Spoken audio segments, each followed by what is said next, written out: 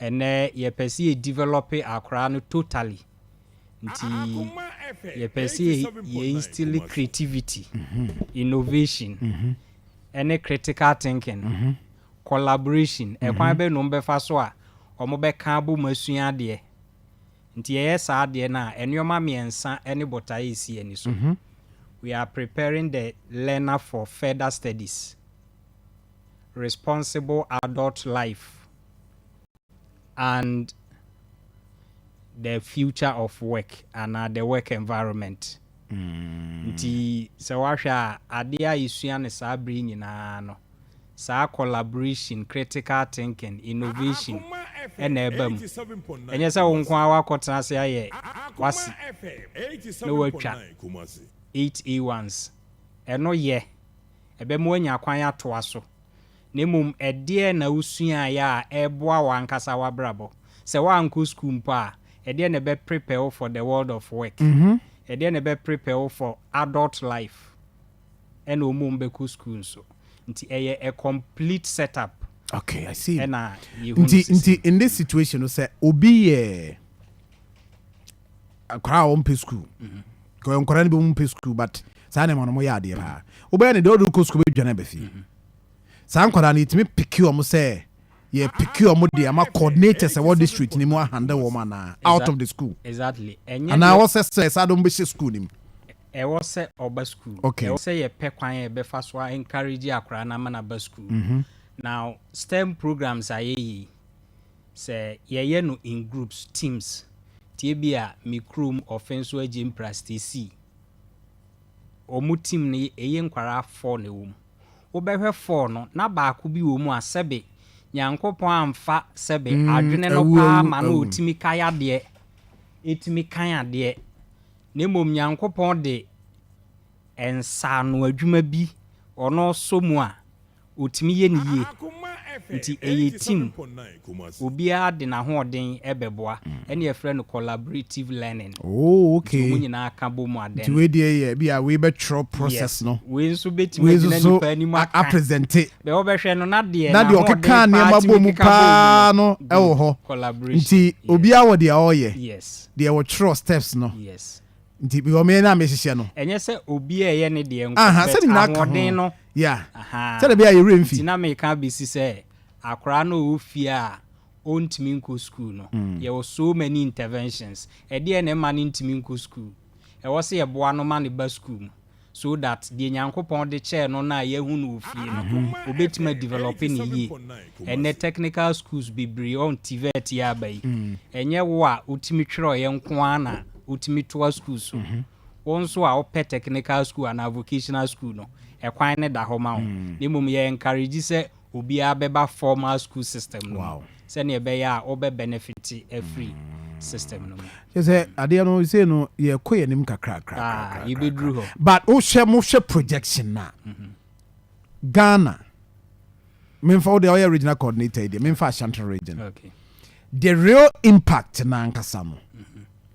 ya statia yenya ya projected years be na day anymore because the STEM education in the next 5 years in the next 10 years no ebeti fi so ebeboya me etimi akoye nima work adwuma be very easy and simple the amaye okay first ya sati fele yeah there be how many years away in projected years say ne benya impact the past the year hwehwe mini research bia ya on those projections ntimi mfa figure bi okay yes bi into so na impact na wo ka no on say ye ba education system no ma me di bibi example na emri bi yese KNUST for omo ye research omu ntimi nye ka ne hwan ye wo 2 aspects of this eba ebe wura STEM ne ye education ya ye nso ye ka ho asemu mu ye boa nkwara no mu develop wo mo ho ehu akwara no otimi ye ka but no onim the scientific processes and ideas behind ohun ni nyina ebetima ma na ye no kese nti oye wi a ye frɛ bibi scalability wa ye wi why na eso na sene ama na ba abonten na abeye kese say what's the history behind abobo ya no mo de sesa nwura na yes Pakistan exhibition bi o mo ye senka ham ka say ye craft ye exhibition obi idea ni say moto no ye mfa bucket bi mo achi so that ebeboa ena obi so mu ena omu develop ye ena abedru de adru ana nenenam street enti na ye nso ya start ya education service enkwara ne nneomo mo ye no ye pese ye exhibit ye invite amanfo mo behwe na obi etimi hu investor because ade we de se medisika wura mu a ebetimi aye kese eduru ho ana ebeba dwoma ma obi ahu bi na obi anso anya bi ato nti education ye ne de am example bi ye ko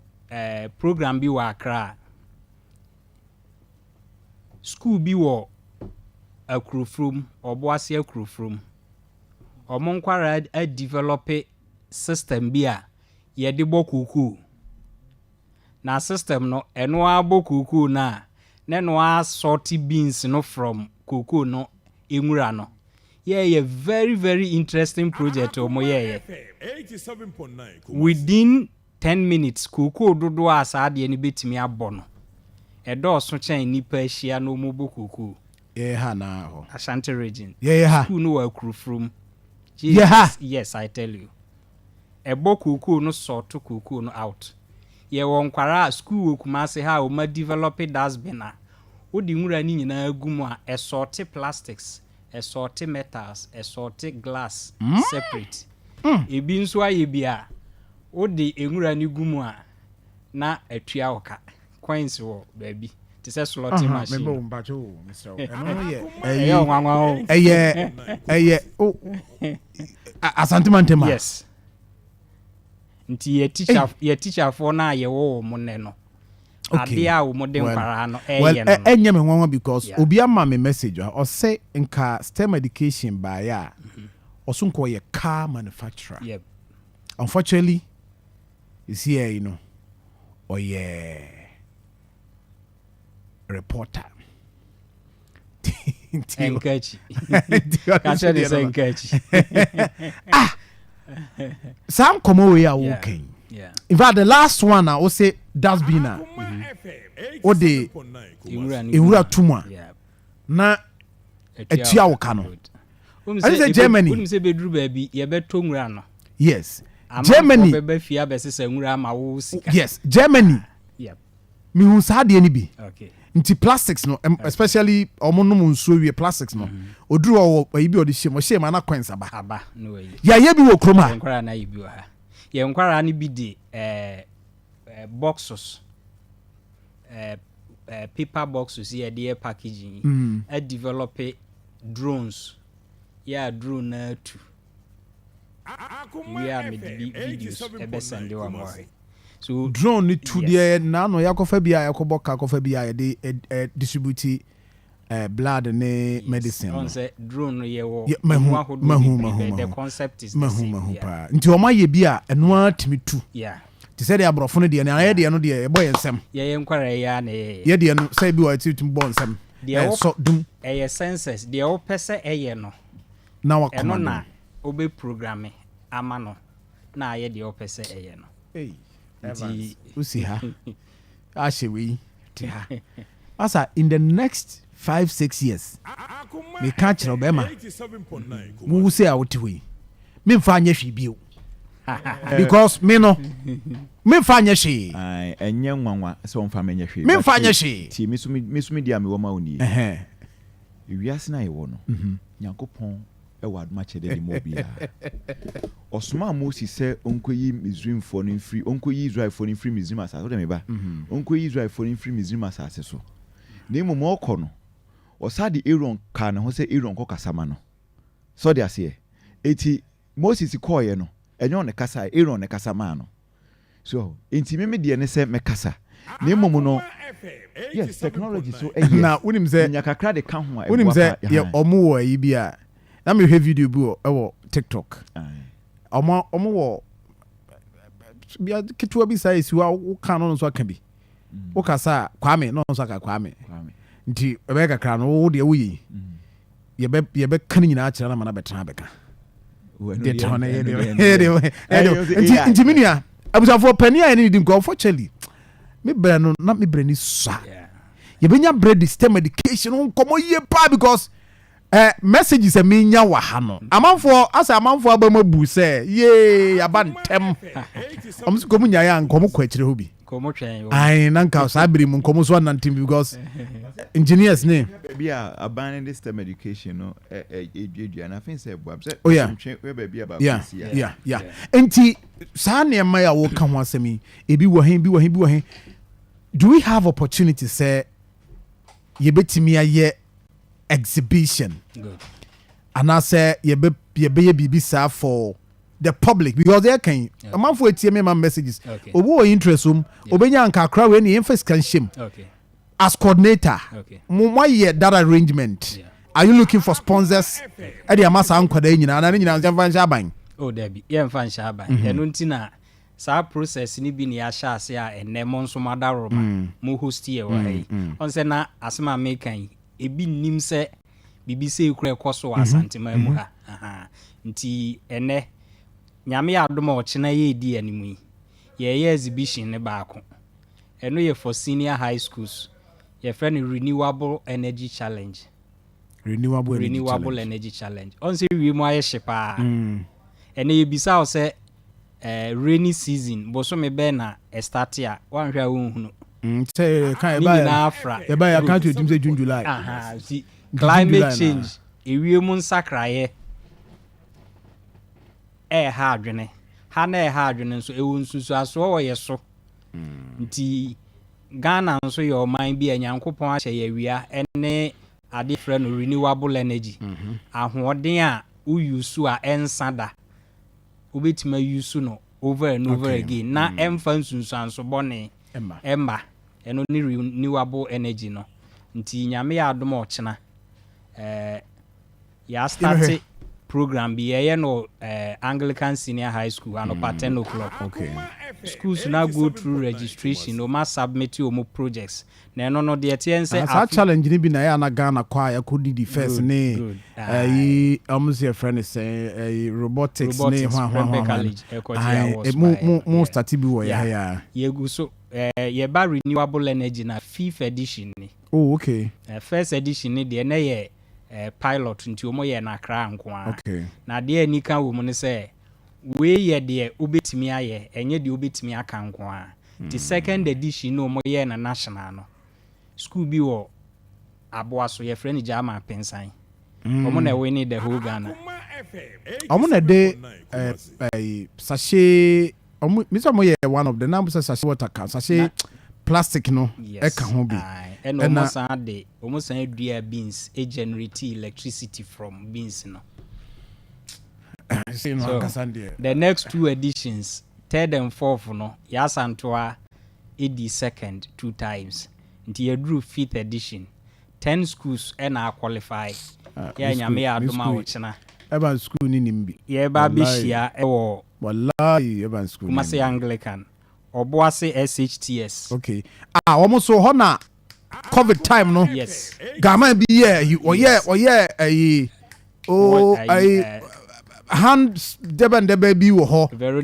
yes mo na sensa uma sasha ase ana mo ene ade I home di o ene I home di form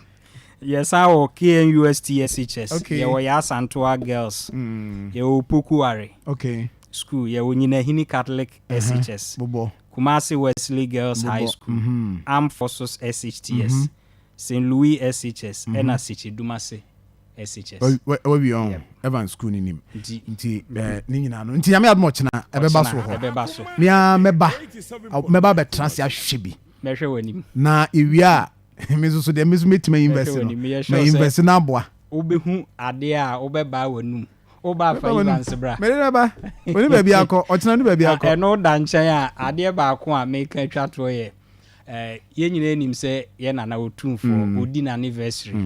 nti as part of anniversary no ede na regional education office Musumbetimi yes betimi okay ye regional director ene ye tena asedwene ho em ye de koto manim say ene ye beye STEM exhibition e de ama schools e wa Ashanti region omu nyina mehia menhia na obi a nkyere project obetimi aye na ye nhwe de obedi nkunim ye OGHS part na ye SHS part eno so ho eba eno so beba so ye hye zonas na se June yi ending ye be san ba moda Romania be chichi mu we are finals na ye be no September 11th to 13th. This is good, man. This is good, man. Otumfo a promise ye say project e be di first no ye de be si Menhia museum. Wow. Ama esi ho na ya boa nkwara no. Wow. I was saying me. Open so ade a wo ye